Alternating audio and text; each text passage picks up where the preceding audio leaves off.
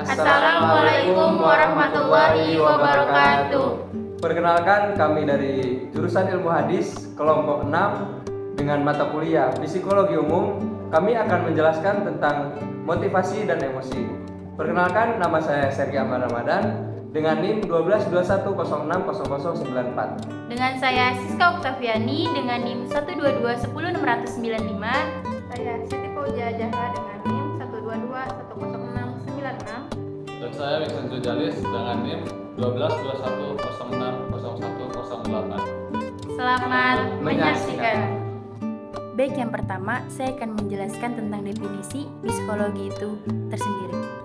Psikologi berasal dari bahasa Yunani yaitu psike yang berarti ilmu jiwa dan logos. Di sini dapat diartikan bahwa psikologi sendiri mempelajari tentang ilmu jiwa atau ilmu tentang jiwa. Di sini saya akan menjelaskan beberapa pendapat atau beragam pendapat yang mendefinisikan psikologi itu sendiri. Yang pertama ada, psikologi adalah ilmu yang mempelajari tingkah laku manusia dan hewan lainnya. Yang kedua ada, psikologi merupakan ilmu yang berusaha menguraikan, meramalkan, dan mengendalikan peristiwa mental dan tingkah laku. Yang ketiga ada, psikologi adalah ilmu yang mempelajari tingkah laku manusia dan hewan. Dan yang terakhir ada, psikologi adalah suatu ilmu pengetahuan yang mempelajari aktivitas atau tingkah laku individu dalam hubungan dengan alam sekitar. Dari beberapa pendapat di atas menunjukkan rentangan makna psikologi dalam beberapa atau dalam berbagai perspektif. Jika dilihat, terdapat beberapa perbedaan makna dari psikologi itu tersendiri. Hal ini semakin dipertegas oleh mendefinisikan psikologi sebagai seperti psikologi adalah ilmu pengetahuan tentang perilaku manusia dan hewan, juga menyelidiki terhadap organisme dalam segala ragam dan kemitraannya ketika mereaksi arus dan perubahan alam sekitar dan peristiwa-peristiwa kemasyarakatan yang mengubah lingkungan. Baik, jadi pada dasarnya psikologi itu menyentuh banyak bidang kehidupan dan organisme, baik manusia maupun hewan. Psikologi beserta ilmu-ilmu lainnya pada dasarnya mempunyai hubungan dengan ilmu-ilmu yang lainnya juga. Misalnya hubungan psikologi dengan sosiologi, antropologi, ilmu politik, ilmu komunikasi, biologi, ilmu alam, filsafat, dan ilmu pendidikan. Hubungan ini biasanya bersifat timbal balik. Baik, lanjut pembahasan kedua adalah emosi. Apa sih emosi itu? Emosi adalah suatu konsep yang sangat menjemuk. Tidak ada sesuatu definisi yang diterima secara universal. Emosi sendiri adalah suatu reaksi penilaian antara positif dan akun negatif yang kompleks dari sistem saraf seseorang, karena diawali dari rangsangan baik dari luar seperti benda, manusia, situasi, dan cuaca, ataupun dari dalam diri kita seperti tekanan darah, kadar gula, lapar, ngantuk, dan lain sebagainya. Emosi sendiri adalah situasi stimulus yang melibatkan perubahan pada tubuh dan wajah, aktivitas pada otak, penilaian kognitif, perasaan subjektif, dan kecenderungan melakukan sesuatu tindakan yang dibentuk seluruhnya oleh peraturan-peraturan yang terdapat di suatu kebudayaan. Dari pengertian ini, di atas ada disimpulkan atau dapat disimpulkan bahwa emosi adalah bentuk keadaan reaksi positif atau negatif oleh perasaan seseorang terhadap stimulus yang diperoleh berdasarkan hasil persepsi kognisi sebelumnya. Baik, untuk materi yang kedua yaitu teori-teori emosi. Dalam upaya menjelaskan bagaimana timbulnya emosi, para ahli mengemukakan beberapa teori emosi. Di antaranya, yang pertama, teori emosi dua faktor Scatter dan Singer, yaitu bagaimana antara proses laju neuralisasi kita terhadap reaksi tubuh ketika merespon emosi. Contohnya, jika rangsangannya membahayakan, emosi yang ditimbulkan dinamakan emosi takut. Untuk yang kedua, teori emosi James Lingley. Menurut teori ini, emosi adalah hasil persepsi seseorang terhadap perubahan-perubahan yang terjadi pada tubuh sebagai respon terhadap berbagai rangsangan yang terjadi dari luar. Contohnya, saat seseorang melihat harimau, reaksinya yaitu Peredaran darah semakin cepat karena denyut jantung semakin cepat, paru-paru lebih cepat memompa darah. Respon-respon tubuh ini kemudian dipersepsikan dan timbullah rasa takut. Untuk yang ketiga, teori emergensi oleh Cannon. Cannon mengatakan bahwa organ dalam umumnya terlalu sensitif dan terlalu dalam responnya untuk bisa menjadi dasar berkembangnya dan berubahnya suasana emosional yang sering kali berlangsung demikian cepat. Meskipun begitu, ia sebenarnya beranggapan bahwa organ dalam merupakan satu-satunya faktor yang menentukan suasana emosional. Teori ini menyebutkan emosi timbul bersama-sama dengan reaksi fisiologi. Untuk materi yang ketiga yaitu macam-macam emosi. Dari hasil penelitian, John B. Watson menemukan bahwa 3 respon emosional terdapat pada anak-anak adalah yang ke-1 ketakutan, yang kedua kemarahan, serta cinta. Menurut Descartes, emosi terbagi atas yaitu hasrat, benci, sedih, heran, dan cinta, serta kegembiraan. Daniel Goleman mengemukakan beberapa macam emosi yang tidak berbeda jauh dengan tokoh-tokoh di atas, yaitu yang pertama amarah, yang kedua kesedihan, yang ketiga rasa takut, yang keempat kenikmatan, yang kelima cinta, yang keenam terkejut, yang ketujuh jengkel, dan yang terakhir yaitu malu. Baik, materi yang selanjutnya yaitu perkembangan emosi. Dalam pertumbuhan normal, hubungan saraf itu berkembang di dalam otak baru dan di antara otak baru dan otak lama. Dasar kematangan itu tumbuh, respon-respon emosional berkembang melalui 4 jalan. Hal ini sesuai dengan 4 aspek emosi, yaitu yang pertama stimulus, yang kedua perasaan, yang ketiga respon-respon internal, dan yang terakhir pola-pola tingkah laku. Untuk materi selanjutnya yaitu fungsi emosi. Meskipun emosi mempunyai banyak sisi negatifnya, apabila kita dapat mengendalikannya, namun emosi juga mempunyai fungsi yang baik untuk kehidupan kita. Di antaranya adalah yang pertama, sebagai pembangkit energi. Tanpa emosi, tidak sadar atau sama dengan orang yang mati, karena hidup artinya merasai, mengalami, bereaksi, dan bertindak. Yang kedua, sebagai pembawa informasi, yaitu keadaan diri sendiri dapat diketahui melalui emosi. Contoh, ketika bahagia berarti mendapat sesuatu yang disenangi, dan begitu pula sebaliknya. Dan yang selanjutnya, cara mengendalikan emosi. Yang pertama, hadapilah emosi tersebut. Yang kedua, buanglah pikiran yang negatif. Yang ketiga, pancarkan emosi positif, misalnya tersenyum. Dan yang terakhir, lebih belakang dada. Oke, baik. Selanjutnya yaitu tentang motivasi. Jadi motivasi di sini itu terbagi menjadi 3 aspek. Yang pertama yaitu keadaan yang mendorong organisme seseorang yang muncul dikarenakan adanya kebutuhan, yang biasa disebut stimulus lingkungan, atau kejadian sebuah mental seperti berpikir atau mengingat atau ingatan. Yang kedua yaitu tingkah laku yang dibangkitkan dan diarahkan oleh aspek-aspek yang tadi di atas. Jadi nomor 2 ini tidak akan ada jika nomor 1 tidak ada. Jadi yang 1 dan 2 ini saling melengkapi. Yang ketiga yaitu tujuan yang menjadi arah dari tingkah laku. Setiap tingkah laku seseorang pasti mempunyai arah tujuan, dan ini menjadi sebuah motif untuk mengarahkan perilaku seseorang yang sesuai dengan tujuannya. Oke, baik. Selanjutnya, selain 3 aspek yang ada dalam motivasi juga memiliki tahap-tahap dalam penjelasan motivasi ini.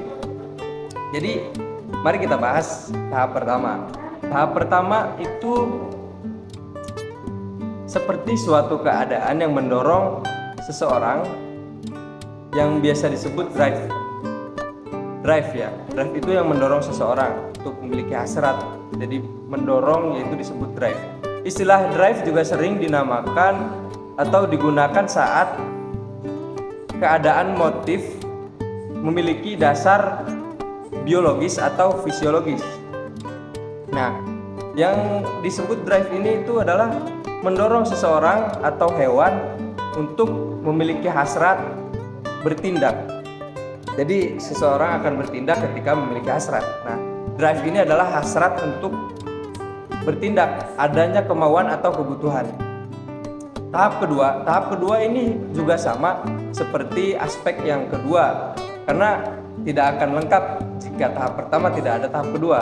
Maka ini saling melengkapi seperti aspek yang pertama dan aspek yang kedua. Jadi aspek yang pertama yaitu drive, hasrat, ingin minum atau ingin apapun itu, ingin itu udah. Di tahap kedua ini adalah tingkah laku yang dikarenakan adanya drive yang pertama itu. Jadi yang kedua ini adalah melakukannya. Adapun tahap ketiga. Nah, tahap ketiga ini biasa disebut dengan siklus motivasional, yaitu mencapai tujuan. Jadi jika ingin mencapai tujuan harus ada tahap ketiga. Maka motivasi ini adalah ada tahap pertama, kedua, dan ketiga. Contohnya seperti orang merasa kehausan, ia ingin minum, pengen minum doang nih, itu disebut tahap pertama. Ya, ketika ia ingin minum, itulah tahap pertama.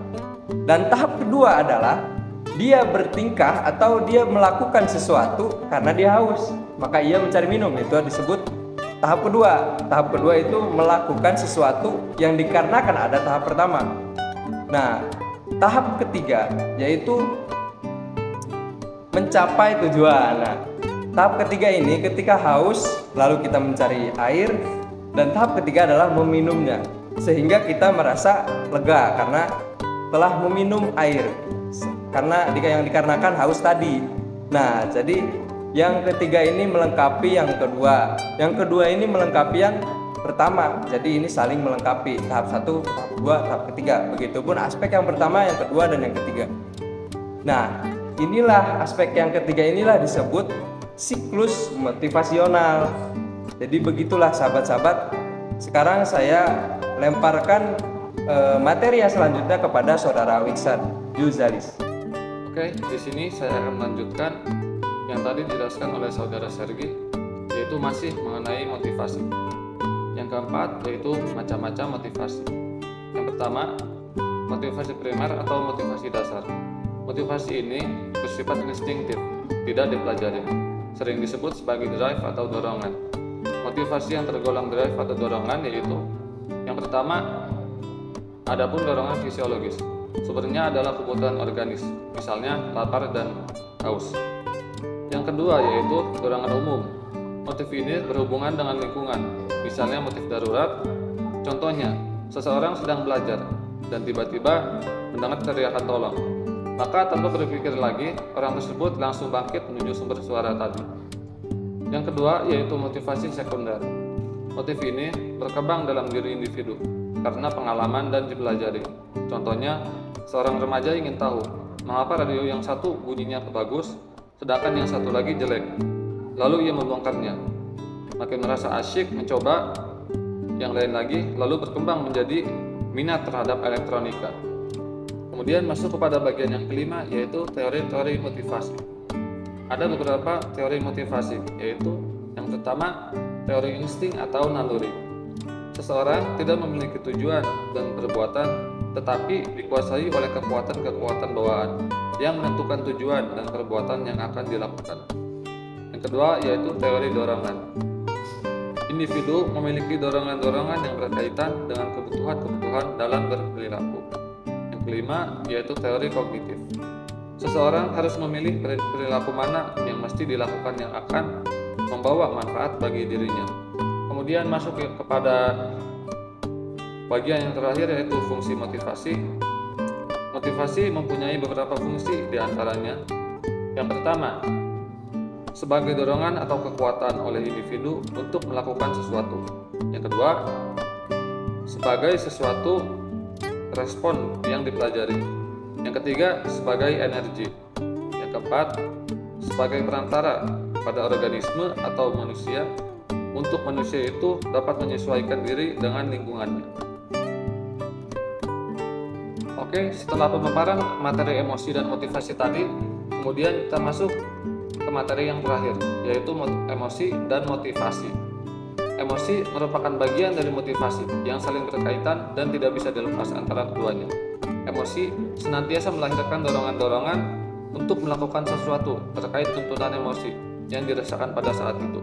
Emosi adalah cara bagaimana kebutuhan seorang manusia dipenuhi. Kebutuhan untuk dilindungi, rasa aman, berkuasa, mengontrol, tertarik, dan otonomi diri dipenuhi melalui emosi-emosi yang muncul.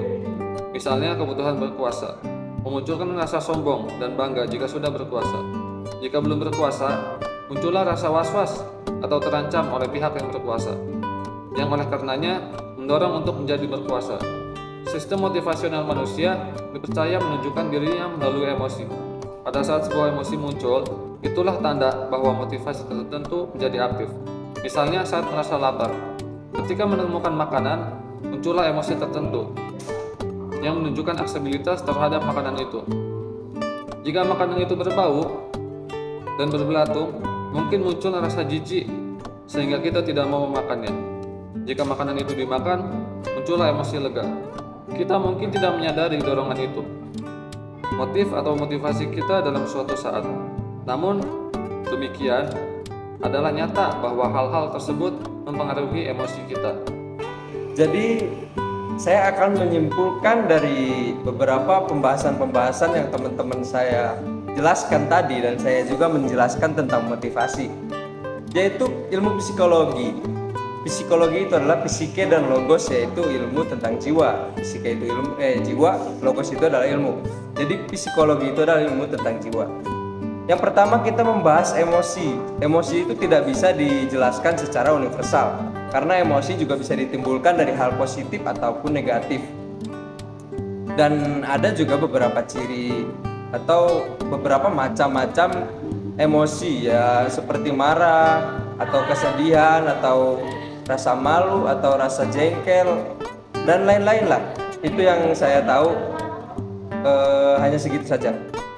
Jadi emosi ini tidak bisa dijelaskan secara universal, karena emosi ini tidak bisa kita tebak. Kadang juga kita emosi ketika kita lapar, kadang ketika kita sendirian atau tersendiri lalu kita merasa jengkel atau apapun itulah. Itu yang disebut emosi. Karena emosi juga tidak dari hal-hal negatif saja, ada juga hal-hal positifnya. Dan yang kedua yaitu motivasi. Jadi yang bisa saya simpulkan dari motivasi ini yaitu motivasi adalah hasrat, rasa keinginan ingin mencapai sesuatu. Karena dari motivasi itu memiliki tahap-tahap, ya kan? Yang pertama, yang kedua, dan yang ketiga. Jadi tahap pertama, yang kedua, ketiga itu sudah saya jelaskan tadi. Jadi yang bisa saya ambil dari kesimpulan motivasi ini, jadi motivasi itu adalah hasrat, keinginan untuk mencapai sesuatu yang kita inginkan. Maka tidak ada sesuatu yang bisa terjadi jika kita tidak memiliki emosi, motivasi itu. Jadi motivasi ini adalah hasrat ingin melakukan sesuatu, sehingga kita bisa mencapai sesuatu karena keinginan kita. Jadi mungkin ini saja yang bisa saya sampaikan dan kelompok saya sampaikan. Terima kasih atas semuanya. Kekurangan dan kelebihannya bisa kalian ambil. Jika kami banyak salahnya, kami mohon maaf. Wassalamualaikum warahmatullahi wabarakatuh.